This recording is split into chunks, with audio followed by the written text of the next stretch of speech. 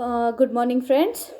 Welcome you back in the career oriented course of banking and finance. Okay, today we are going to continue with our subject, that is principle of insurance. Okay, in the last lecture, we studied about what is the structure of insurance business in India, where some public companies are there, some private companies are there, and some earlier lecture we studied about the principle of insurance business. Okay, but amongst the seven principles, just you have to focus on these three, because regarding these three the separate content is to be made in your syllabus, and for according to your syllabus there the involvement of the concept regarding three principles, that is principle of utmost good faith, next one is principle of insurable interest, and the third one is the principle of indemnity. Apart from that, on the already lecture, in the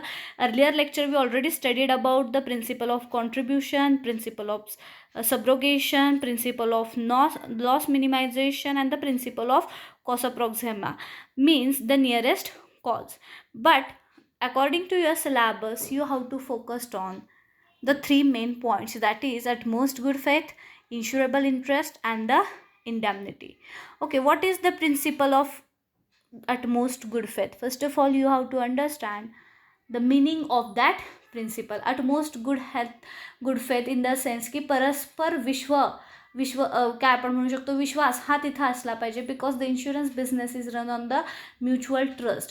when you are getting the benefit, or if you are opening your LIC in you can say that if you taking the insurance from any other company, whether it is private or public, you should be the clear about it. You should reveal all the information to the company, and company also liable to tell you all the terms and condition regarding to their business. Means here just you have to focus that what is the utmost good faith in the sense की जेव्हा तुम्ही insurance business घेऊ इच्छिता तेव्हा तुमच्याशी related जी काही information असेल ती इन डिटेल त्यांना द्या. काहीही खोटं तिथं सांगू नका, की जेणेकरून काय होणार आहे तर कंपनीला तुमचं सगळं बॅकग्राऊंड तिथं कळणार आहे, आणि कंपनीनं सुद्धा if they are increasing there business with the help of hiring the agents, that agent should be give the overall information, terms, conditions regarding insurance to their clients. कारण बऱ्याच वेळेस कसं होतं, इन्शुरन्सच्या पॉलिसीज वेगवेगळ्या आहेत जे आपण दुसऱ्या चॅप्टरमध्ये लर्न करणारच आहोत. मग हे जे काही प्लॅन असतात, ह्या plan wise terms and condition change होतात, बेनिफिट्स चेंज होतात, लायबिलिटी चेंज होतात. तर अशा वेळेस तर कस्टमरला ते अवेअर करणं हे तुमचं काम आहे. हा मुद्दा तिथं त्यांनी सांगितलेला आहे, principle of utmost good faith. Okay, now in this slide we are going to discuss about what is the utmost good faith. The principle of utmost good faith is very basic and the first primary function, or you can say the principle of a insurance. According to principle, the insurance contract must be signed by both the parties in the absolute good faith and the belief of a trust. म्हणजेच इथं त्यांनी काय मुद्दा सांगितलेला आहे की insurance contract जे काही तुम्ही साईन करणार आहात, इन्शुरन्स कंपन्यांबरोबर जे काही तुम्ही तिथं पॉलिसी किंवा जो काही प्रोडक्ट त्यांचा तुम्ही घेणार आहात, तर you should be cleared about it. You should provide each and every information clearly to them. Nothing to you can say remains the confidential. You should reveal everything in front of the, you can say in front of all the companies, म्हणजे ज्यांचा तुम्ही benefit घेणार. आणि कंपनीनं सुद्धा क्लायंटला त्या प्रोडक्ट्सची माहिती देणं, त्याच्या बेनिफिट्सची माहिती देणं हे गरजेचं आहे. It is apply to all type of insurance contract, whether it is life insurance or general insurance. हे सगळ्यांसाठी लागू होत असतं, हे तुमच्या डोक्यात असू दे. कारण बऱ्याच वेळेस होतं कसं की जनरल इन्शुरन्स आपण उतरवत असतो, ऑलरेडी आपल्याला त्याची काहीतरी भीती असते आणि आपण तरी तो इन्शुरन्स उतरवतो आणि काही कॉन्टिजन्सी हॅपन झाली तर बऱ्याच वेळेस कंपन्यांना त्याचा दंड सहन करावा लागत असतो. त्यामुळं हे लाईफला तर लागू आहेच आहे, परंतु त्याचबरोबर it is applicable to the general insurance also. General इन्शुरन्समध्ये मग तुमचं मोटर व्हेकल्स असू दे, मोटर इन्शुरन्स असू दे, फायर इन्शुरन्स असू दे, बल्गररी आहे, तर याच्याशी रिगार्डिंग तुम्ही तिथं केअरफुल असणं जास्त गरजेचं आहे. The principle of utmost good faith. The principle of utmost good faith is the very basic and the first primary principle, always remember. आणि त्यामुळं मग कंपनीसुद्धा लायबल राहते, त्याचबरोबर क्लायंटसुद्धा तिथे इन्फॉर्मेशन व्यवस्थित देण्यासाठी काय म्हणतो आपण बांधील राहतो. तर आपल्याला ह्या 7 प्रिन्सिपलपैकी हे 3 प्रिन्सिपल मात्र लक्षात ठेवायचे आहेत. त्यातलं पहिलं आत्ता आपण बघितलं, utmost good faith. Okay, now we are turning towards the next point, that is insurable interest. Insurable interest म्हणजेच काय? The principle of the insurable interest state that person getting the insured must have the insurable interest in the physical existence of the insured object given to same again, but the non existent will give him a loss. म्हणजे जेव्हा कधी तुम्ही कुठल्याही गोष्टीचा insurance उतरू इच्छिता, तेव्हा ती जे काही ऑब्जेक्ट आहे, weather it is life or it is general insurance, you should have the interest in it, that it should be stay a life. ज्याच्यासाठी तुम्ही इन्शुरन्स घेताय तो अलाईव्ह राहणं हा तुमचा हेतू पाहिजे, ना की तो मरणं आणि त्याच्या मरणानंतर मला त्याचा बेनिफिट मिळावा हा तुमचा हेतू नसला पाहिजे. म्हणजे लक्षात घ्या की जरी तुम्ही आत्ता कमर्शियलायझेशनच्या बाबतीत थिंकिंग करत असला तरीसुद्धा होतं कसं की लोक इन्शुरन्स उतरवायच्या मागचा त्यांचा एक हेतू असाही असू शकतो की बाबा ह्याच्या पश्चात मला बेनिफिट मिळावे, तर असं चालणार नाही. इन्शुरेबल इंटरेस्ट असला पाहिजे, मग तो लाईफमधला असू दे किंवा तो जनरलमधला असू दे, की त्याच्या लाईव्हनेसमुळं किंवा त्याच्या असण्यामुळं मला फायदा झाला पाहिजे, ना की तो गेल्यावर मला त्याचा फायदा मिळावा. अशी मेंटॅलिटी तुमची प्रेमाफेसीस नसावी. म्हणजे पहिल्याच कंडिशनला इन्शुरन्स घेत असतानाच जर तुमच्या डोक्यात असं असेल की बाबा ह्याला काय झालं किंवा ह्या गोष्टीच्या नुकसानीमुळं मला तिथं नुकसान भरपाई मिळणार आहे, असा जर तुमची मेंटॅलिटी आधीच असेल तर it definitely affects on the insurance business and it is not a moral thing as well, की बाबा कुणाच्या जाण्यानं मला फायदा मिळावा असं ही मॉरॅलिटीला धरून पण नाही आहे. त्यामुळं इथं फंक्शन काय सांगितलेलं आहे की इन्शुरेबल interest, those who are seeking for the insurance, whether it is for the life or the general, they have the benefit, they think that, or they have the interest in that particular insured commodity or the person with his अलाइव्हनेस. म्हणजे तो असण्यानं फायदा झाला पाहिजे, तो गेल्यामुळं फायदा होईल असा जर हेतू तुम्ही आधीच ठेवला असेल. कारण इन्शुरन्सचा तो रूलच आहे की बाबा काही कॉन्टिजन्सी हॅपन झाली, काही लॉसेस अराईज झाले तर तिथं तुम्हाला बेनिफिट मिळणार आहे. Yes, you are right. परंतु जर तुम्ही इनिशियल पिरियडपासूनच जर हे थिंकिंग करत असाल तर it definitely affect on your insurance business. So initial पिरियडला मात्र हे काही नसावं. Insurable interest in the sense, the principle of insurable interest state that the person getting insured must have the insurable interest in the physical existence of the insured object, give him some gain, but non-existent will give him a loss. Next one is, in the simple word, the insured person must suffer some financial losses by damaging the insured object. कारण कसं होईल, असा जर हेतू तुम्ही ठेवला तर mostly तुम्ही मग काय करू शकता की त्या इन्शुअर्ड ऑब्जेक्टला बाधा करून आपल्याला कॉम्पन्सेशन मिळवण्याचा तिथं प्रयत्न करू शकता. म्हणजे बऱ्याच वेळेस जनरल इन्शुरन्सच्या बाबतीत अशा केसेस मुलांना बघायला मिळतात, इम्पोर्टेड कार्सच्या बाबतीत वगैरे, की एखादी गोष्ट त्या इम्पोर्टेड कारची मला चेंज करायची आहे. लेट वी टेक एक्झाम्पल की बाबा मला त्याच्या ग्लासेस बदलायच्या आहेत किंवा मला त्याची काही थोडंसं त्यामध्ये रिनोव्हेशन करायचं आहे. तर आता इम्पोर्टेड कार्सच्या बाबतीत कसं होतं की त्याचे सगळे इक्विपमेंट्स किंवा त्याचे इनपुट्स हे महाग असतात. मग अशा वेळेस पर्पजली काहीतरी डॅमेज करायचा, तो कंपनीला ॲज अ ॲक्सिडेंट म्हणून दाखवायचा, त्याचे बेनिफिट्स मिळवायचे आणि त्या बेनिफिट्समधनं मॉडिफिकेशन गाडीचं काय करायचं ते करायचं, असं बऱ्याच वेळेस बघायला मिळतं. तर तसं नसलं पाहिजे. Insurable interest is means it you have the interest regarding that object for their aliveness. त्याचा असल्याचा तुम्हाला फायदा झाला पाहिजे, ना की नसल्याचा. नसल्यावर तुम्हाला कॉम्पन्सेशन दिलं जाणार आहे, that is the liability of the insurance company. But when you take the insurance you should having the interest that counterparty or the further person who we want to get a insurance, it should be remain alive. Okay, means insurable interest it should be there. It is also applicable to the general insurance, not only the life insurance. नाही तर तुम्ही लगेच म्हणाल की madam it is applicable to the general फक्त का लाईफच्या बाबतीत नाही. येस, लाईफच्या बाबतीत सुद्धा हा ॲप्लिकेबल आहे. कारण आता साधा एक मूवी तुम्हाला मी सांगू शकते की रेस नावाचा एक मूवी जो पहिला होता, ज्यामध्ये सैफ अली खान आणि तो खन्ना नावाचा हिरो होता. तर त्यावेळेस सुद्धा जो काही त्यांच्यात वाद झालेला होता तो जस्ट इन्शुरन्सची रक्कम मिळावी म्हणून झालेला होता. आणि त्यामुळं तो एक भाऊ दुसऱ्या भावाला मारायला सुद्धा तयार झालेला होता, बिकॉज त्याचा इन्शुरन्स काहीतरी 110-120 कोटींचा असल्यामुळं. म्हणजे असं हे रियालिटीमध्ये सुद्धा होऊ शकतं. त्यामुळे हे प्रिन्सिपल्स इन्शुरन्सला घालून दिलेले आहेत की you have to follow according to this principles only. So insurable interest should be there whether it is you can say the life or the other than you can say that it is general insurance. गाड्यांच्या बाबतीत पण बऱ्याच वेळेस असं मी उदाहरण सांगितलेलं आहे.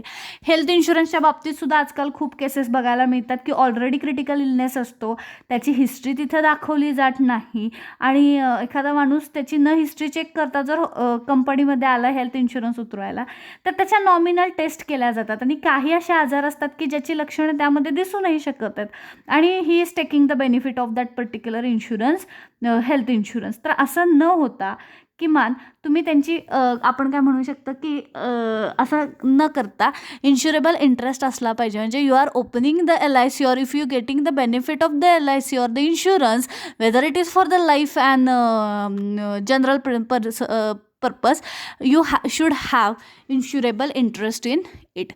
That is your second point. And the third point is related to the indemnity. First of all, you have to understand the meaning of indemnity. Indemnity is nothing but the compensation. Okay, the compensation provided by the, you can say compensation provided by the insurance company. The indemnity means the security, protection or the compensation given against the damage, loss or the injury. म्हणजे जे काही तुम्ही insurance कशासाठी घेता आहात, हेल्थसाठी घेत आहात का लाईफसाठी घेत आहात का जनरल थिंगसाठी घेत आहात, तर ह्याच्यासाठी जे तुम्हाला कॉम्बिनेशन जिथं दिलं जातं किंवा जे कॉम्पेन्सेशन जे तिथं प्रोव्हाइड केलं जातं is nothing but a indemnity. Okay, it is the compensation given against the damage, loss and injury. Even they explain that the indemnity means the security, protection and compensation. The next is according to the principle of indemnity, the insurance contract is signed only for getting the protection against the predicted financial losses.